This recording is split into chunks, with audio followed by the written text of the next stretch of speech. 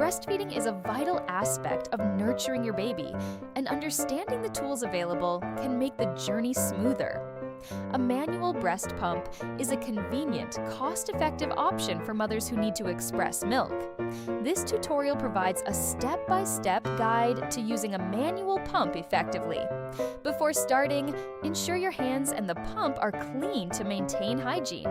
Begin by assembling the pump according to the manufacturer's instructions.